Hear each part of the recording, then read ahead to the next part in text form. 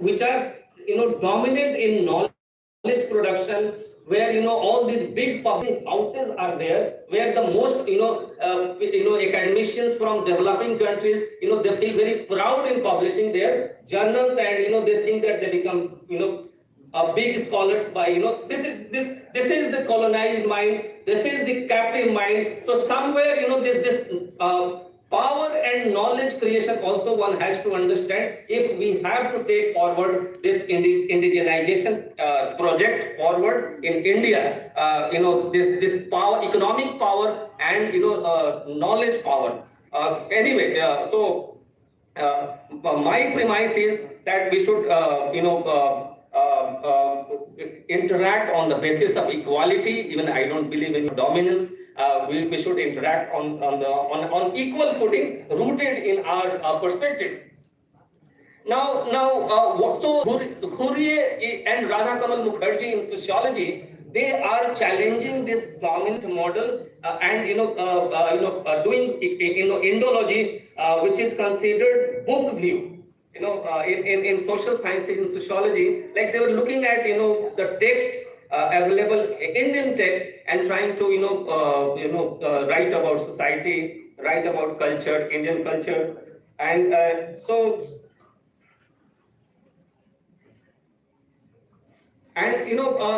R.K. Mukherjee also, he proposed that we should, in order to promote Indian, has been discussed, indigenous knowledge, we should promote learning in Sanskrit also, because many texts, Indian texts, are in Sanskrit. Unless somebody has good understanding of Sanskrit, one will. So he is advocating for the more and more use of Sanskrit, and so they trained a lot of scholars, and his student M.N. Srinivas was his student.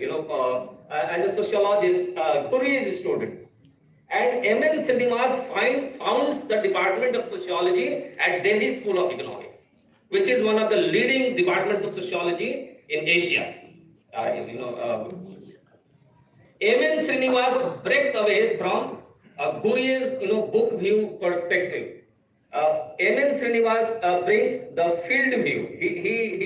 He breaks away from that tradition, where so he is of his teacher. So he brings the field view and starts doing when we say research, empirical research. So he starts doing ethnography, and they are mostly doing village-based ethnography. He did, in fact, his ethnography of his own village, M.N. Srinivas.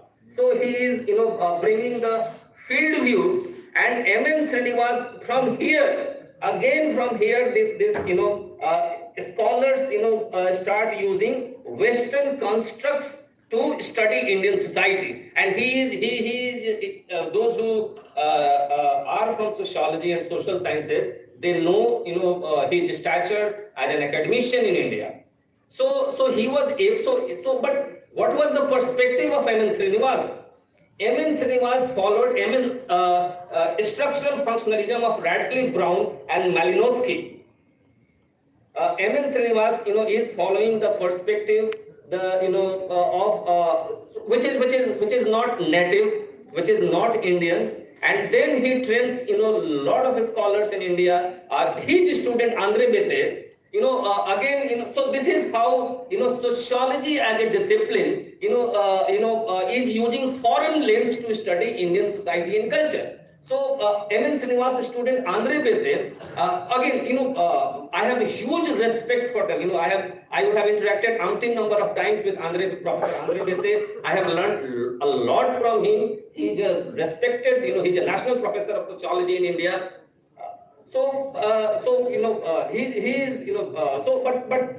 Now when I look at his contribution as an academician, especially from indigenous perspective, with all due respect to these scholars, I find that even Andre Bete also follows Max Weber. His entire writings on sociology in India is he's following Weberian rationalist model. Now, what is the problem? another important problem in creation of knowledge in Indian social sciences has been since independence, this entire modernization thrust, this modernization, this entire modern idea. So this modernization is impacting economic development.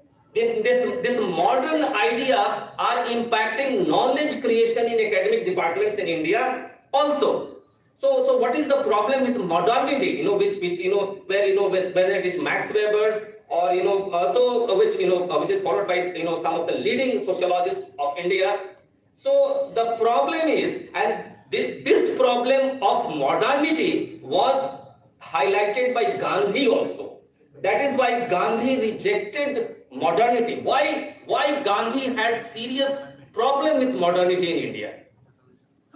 Gandhi is highlighted, and this is the problem with science also.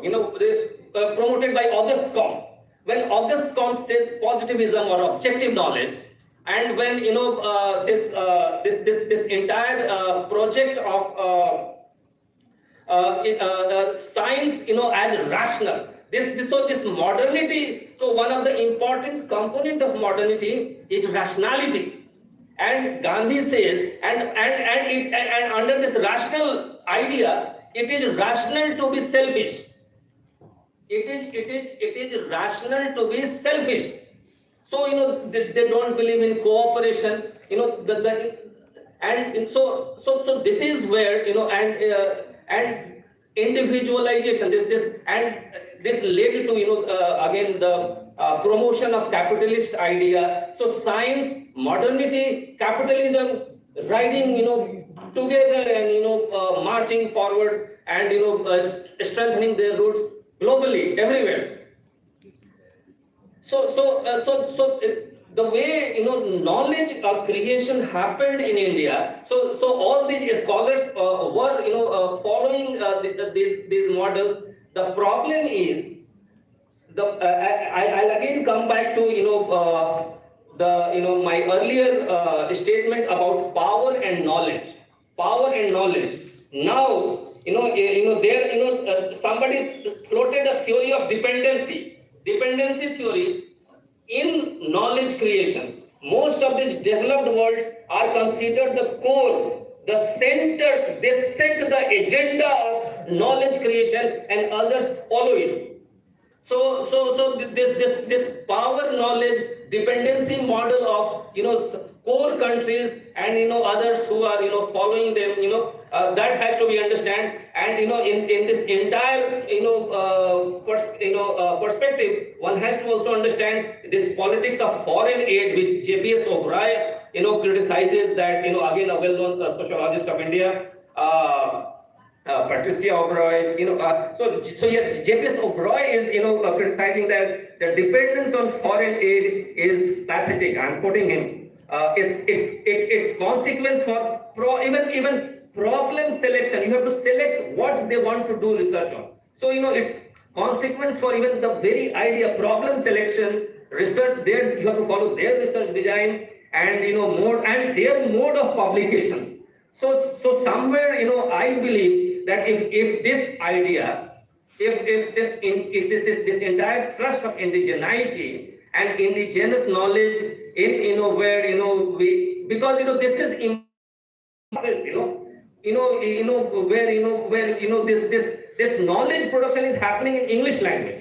This is also one has to understand. And the India who feel disempowered when they want to and that is also one of the reasons when I did a research on tribal education in India, tribal children in Madhya Pradesh or in other states of India, why they first generation learners, they leave school because they don't understand. There is a disconnect between their language and the language of their teachers of their schools. So one has to understand this politics. So if this has to thrive, so I urge that Indian knowledge system must promote publications, take an initiative, make investment in international publications online or print, make, then only one can become visible and will be able to challenge the hegemony and dominance of knowledge creation, which is happening side by side with economic power. Because there is a relationship between power and knowledge creation also. This entire history has properly, very clearly demonstrated. So economic power, at the same time, I urge that we should promote more and more publication houses in Indian languages and make them global, make them international, invest in them. Then only we will be able to get, an equal, status. And as far as Indian mind is concerned, D.P. Mukherjee, he uses the terms like Shivam, where it is welfare, Advaitam, Advaita philosophy, if you compare it, sir has, so I don't want to, sir has already discussed about the philosophical aspects of, Anekavantvad or Advaita, and, if you look at the, Descartes, dualism. So where, this Western science and Western knowledge production starts, here, there is a, holism is there. There, division is there. You are looking, dividing, and why this is happening? If we look at the Western civilization and Indian civilization, they discontinued, and so, and then they are, beginning a new journey. There is a discontinuity. So most of the knowledge, perspective, when we're talking about perspectives, their knowledge, most of, if you look, read their books, read their, many scholars of the West, they are writing about change, or they are mostly in social sciences, they are mostly concerned about order and change. But in India, our civilization has continued. So we talk about continuity. That is where Indian knowledge and indigenous knowledge becomes important. They have broken, and so they don't go to past. They don't have a very good civilizational heritage also. So they are only ordered interested in they look at issues from a conflict perspective. We don't look at issues from a conflict perspective. So our agenda is continuity. So in this perspective, this Indian knowledge, this indigenous knowledge becomes very, very important. We look at in sociological perspective, in social sciences perspective, continuity. So we definitely are interested in change, but this in continuity perspective, I just take 2 more minutes because and I'll finish, sir. Now in India, so because they don't understand these issues of people, diverse people living together in the composite culture. They have never tried to understand. They look at it in the terms of conflict. That is their problem. Now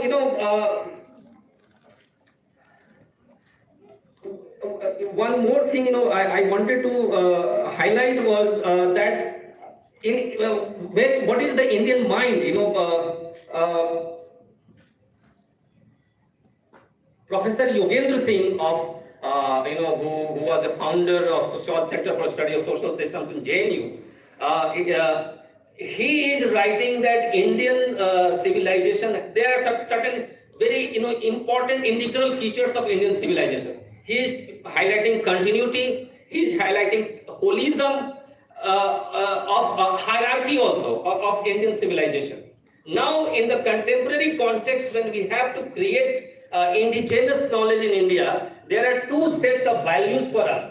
One is our historical values, civilizational values, which G.S. Gurye, R.T. Mukherjee and others tried, and the other is the constitutional values in India, which is important. If you look at so both these values are present for us.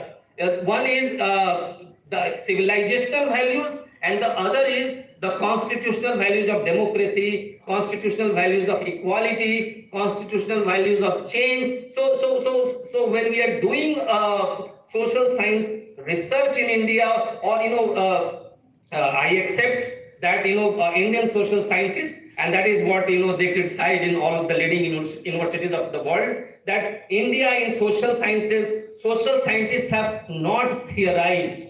Very little theorization by Indian scholars have happened. So this has to begin. This should gain momentum. theorizing from an Indian perspective. So this should happen, and so there are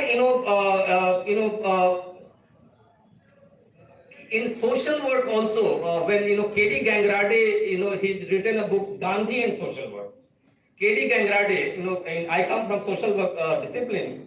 So K.D. Gangrade, so he argued, he was a Gandhian, he was the chairman of Gandhi Peace Foundation earlier. So he argues that why Gandhi was neglected in post-independent India. If you look at the way scholars became enchanted to Marxian theory and other. So he writes that it is like similarly to ignoring Karl Marx in Germany and in other places. The entire ideas of cooperation, Gram Swaraj, this entire cooperative model, this entire Seva model, Seva, recently, Madam Ila Bhatt, she passed away. Seva is a huge movement for, women's empowerment, and not just in social sciences, there are feminist scholars also who criticize this entire definition of feminism which is emerging from the Western context, not just in India, in many developing countries of the world.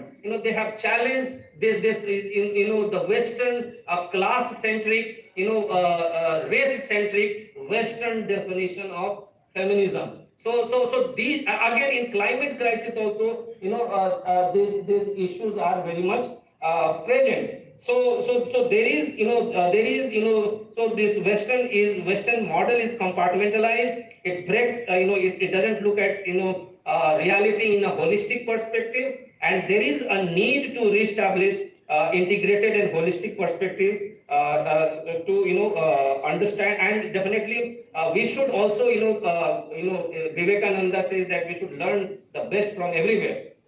So learn everything, all the best models, so that we can develop our society and become Vishwaguru. Thank you very much.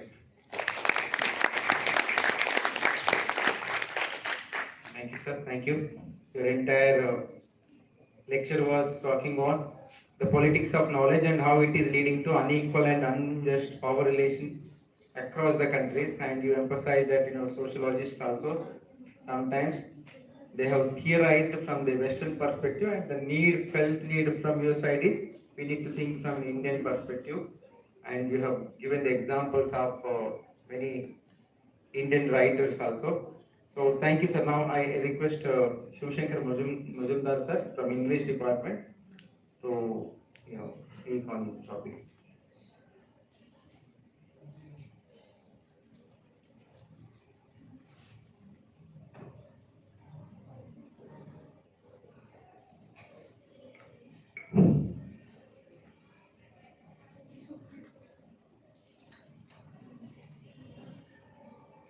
मंच पर आसीन मेरे परम श्रद्धेय, और मैं उनको अपना मित्र भी बोल सकता हूँ, प्रोफेसर राव, जो कि जेएनयू से आए हुए हैं, और मेरे इसी विश्वविद्यालय के colleague professor Bhushan, Ganga Bhushan, professor Gautam Dutta, doctor Mrityunjay Singh, और एक और भी मेरे यहाँ पे शोधकर्ता एक मित्र जिनसे आज ही मेरा परिचय हुआ। मेरे सामने उपस्थित हमारे परम आदरणीय आशीष जी, और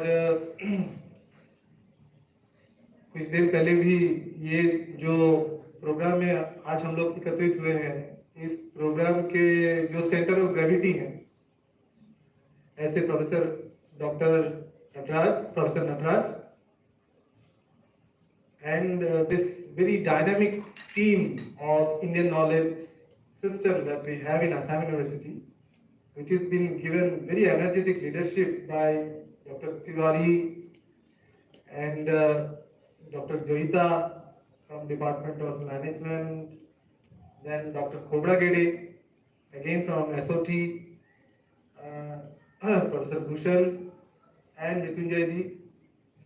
This has been one of the great value additions to this university, during the scope of this last 2 years. And I'm teaching in this university for last 15 years. There has been many centers. Some of these centers are functioning. Some of these centers are functioning in a very weak manner. They are visible at times. Mostly they are invisible. There are some centers which started functioning at a particular point of time, then unfortunately they stopped functioning. This is one particular center because there are so many energetic, dynamic, and leader-like people who are associated, academic leaders. I'm not talking about a political leader. There are so many academic leaders who are, with all their brilliant ideas and academic achievements to back that up, they are providing such a very active leadership to this particular center that I have great hopes. Actually, at times I felt that I was a bit awed by the sheer scope of things that Indian knowledge system and this center that we have in the university, it has got to do. We have great many hopes from this center, sir. I'm actually fortunate that you have come in the right time and come back so that the things that I am speaking from my heart and this entire community of students and researchers who have assembled here today on this auspicious occasion, you will remain, you are our hope, you are the future. You will see that this is one center of this university which is going to achieve great heights, academic heights. I mean, so after this brief preliminaries, when Professor Natraj, and this is again one thing which I felt like that I should be actually sharing with you. Examination and like producing quality research is a routine activity of a university. All universities across the world, they are doing these things, conducting examination, publishing results, conducting research and publishing time-bound research results. You know, these are normal activities. But universities are more than that. Universities are centers which are believed to or which are designed to create or add values to human life. Universities will be known by those extraordinary achievements, by those extraordinary or by those very innovative practices that they have brought and that they have established with the passage of time in a particular society. This university, I was also fortunate enough to be a student of this university at a particular point of time. I postgraduated from this university in the year 2003. So I have known this university from both sides of the table. At a particular point of time, I was a student and then I became a teacher kind of 15 years before. Professor Natraj has been an inspiration from the beginning of my teaching days in this university. This is one particular colleague, this is one particular teacher to whom we can always go for gathering very innovative and very analytical ideas. So when Government of India or the administration of this university has given up the responsibility of this particular center to Dr. Natraj, I believe this is one of the very wise decisions that have been taken. So sir, again, I would reiterate my point. I will say that we have great hope from this particular center. I personally have great hope from you, and I am confident of the fact that this center is going to do great. This center is going to achieve many great heights as it progresses through years. So now coming to a very small issue, I know that universities are about delivering lectures and listening to lectures, and sometimes, at times, they become tiring. You know, after a particular point of time, we become tired of listening. Sometimes we believe that students believe that, research scholars believe that I should be also given the time to speak. Only sir is speaking, madam is speaking, and we are not getting enough time to. So in my classes, sometimes I give free hand to my students to speak their mind. Because universities are dialogical institutions. Here there should be the prevalence of dialogue. It should not be a monologue only coming from the teachers. And the issue that we have to discuss in this particular session, the previous speakers have spoken so very well on this particular issue that there remains very little to add. But since this opportunity has been given to me, I will make a very feeble attempt to share a few thoughts, very random thoughts. These are not very organized thoughts with you. The fact that nowadays, living in 21st century, the first couple of decades, it would be almost impossible for us to grasp the fact or to believe the fact that British historians could write history about India without ever visiting India. I'm talking about someone called James Mill, who wrote a history of India in the year 1817 without ever setting foot on India. जिस देश का history लिख रहे हैं 3 volume में, उस देश को कभी देखा ही नहीं, कभी गए नहीं उस देश में और हिस्ट्री लिख दिया. So history writing has been that, and my previous speakers have already, and I won't venture too much into the domain of history because here there is no one else. The professor from JNU in the discipline of history, he is present. So rather I will know my limits and I will remain within my limits. But these are some of the figures and facts which people who read books, a few books, they also know this fact who do not actually belong to the discipline of history, that the entire colonial practice has been like that. To take away what you have and to supplant that knowledge system with their epistemology, with what we call the Western quote-unquote epistemology. That my previous speaker, Dr. Mrityunjay, has very painstakingly tried to explain to us. Coming to this particular region, I will limit myself to this particular region. It's such a very vast country, so many amazing varieties, so many cultural pluralities, that it is very difficult to talk about this country in a singular form. I have been born and then I have been brought up in this particular region. So I know a few things about this particular region. So I will limit myself to this particular region. And we have been debating about this epistemologies, that there is a clash between Western and epistemologies. There are possibilities of some negotiation, but the Western epistemology has been so very heavy on us, and it has been pushed down our throat for so many years, for 200 years, for 300 years, that now original thinking for a student, just take my example as a very humble student, as a very simple student, as a very mediocre student, that my entire education that I have got for last 20-25 years of my life, being a student of English literature, my whole knowledge system has been governed by the thought process of the West. Now, when I start thinking afresh, there are four problems. Not only epistemological problems, but there are other issues. So much so that when this new education policy syllabus was introduced to us, it is being introduced in Assam University, it is being offered to our first students from this particular session, who knows. I hope the history department is also offering one. So there is a particular paper which says that community activities will have to be taken up. So one of my younger colleagues in my department, he told me, he rather whispered at my ear, उन्होंने बोला कि मेरा community तो England में है भाई, मैं यहाँ पे कहाँ पे कम्युनिटी सर्विस दूंगा, मैं तो इंग्लिश लिटरेचर पढ़ाता हूँ, तो मुझे कम्युनिटी सर्विस देने के लिए शायद इंग्लैंड जाना पड़ेगा. तो मैं बोला कि गंगाभूषण सर से बात कर लो, ये तो यहाँ के लोकल कम्युनिटी को सर्विस देते हैं, ये कोई ना कोई उपाय आपको बता देंगे. So that is the thing. I mean, this morning only, or maybe previous morning, now that I'm getting old with age, I'm forgetting many things, but this point that I remember, that I told my students that the more you spend time with English and the older that you grow, the more you understand that you are gradually going against that language. Because the moment you have realized that the language part is okay, but then the epistemology, the thought process that this language is trying to bring to you is actually a Western epistemological system, then you start contesting